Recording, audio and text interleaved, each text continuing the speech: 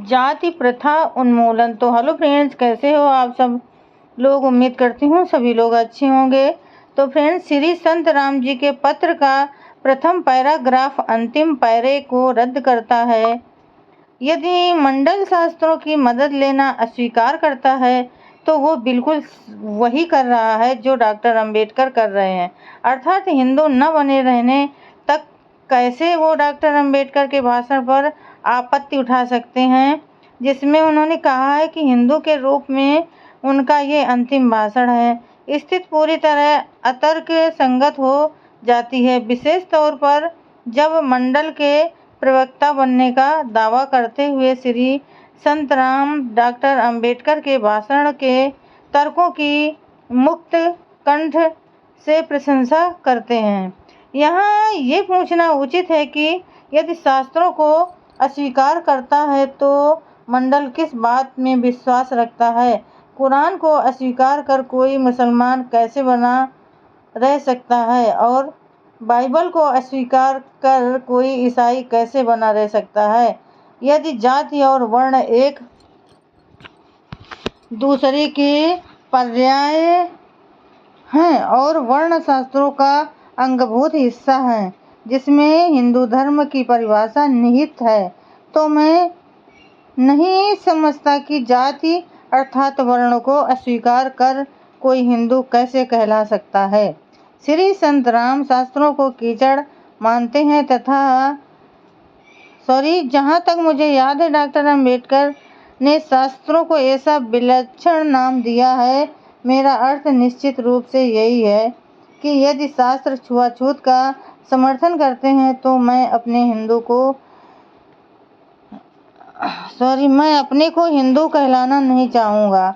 इसी प्रकार यदि शास्त्र जात पात का समर्थन करते हैं तो मैं अपने आप को हिंदू कहलाना या रहना नहीं चाहूँगा, क्योंकि सहभोग और अंतर्जातीय विवाह से मुझे बिल्कुल भी संकोच नहीं है। मैं शास्त्र और उसकी व्याख्या के बारे में अपनी स्थिति को दोहराना नहीं चाहता हूँ।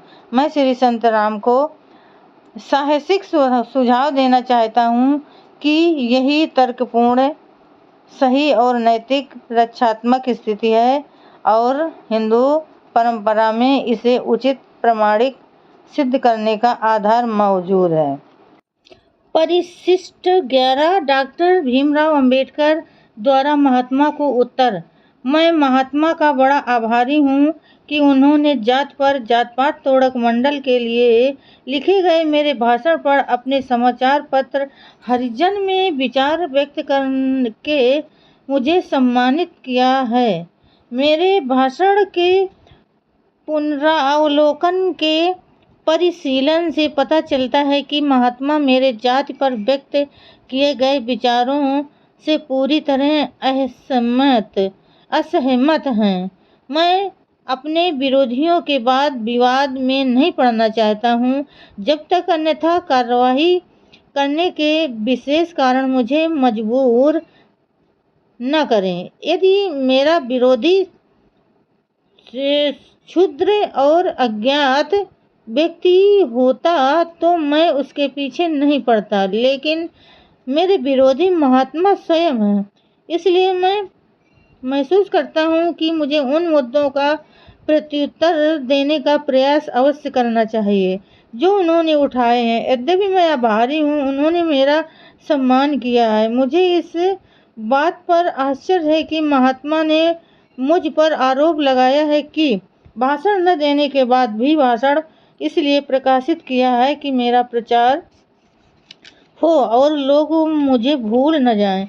महात्मा चाहे तो कहे, भाषण प्रकाशित करने का मेरा उद्देश्य केवल ये था कि हिंदू सोचे और अपनी स्थिति को जाने। अगर मैं ऐसा कहूँ कि मैं अपने प्रचार के पीछे नहीं हूँ क्योंकि मेरी इच्छा और आवश्यकता से अधिक मेरी प्रसिद्धि पहले से ही है, लेकिन यदि मान भी लिया जाए कि मेरे प्रसिद्धि पाने के उद्देश्य से भाषण छपा है तो मेरे ऊपर पत्थर कौन फेंक सकता था? निश्चित रूप से वे नहीं जो महात्मा की तरह कांच के मकान में रहते हैं। तो फ्रेंड्स आज के लिए बस इतना ही। कल फिर मिलेंगे अगले नए वीडियो के साथ। तब तक के लिए फ्रेंड्स जय भीम, नमो बुद्धाय।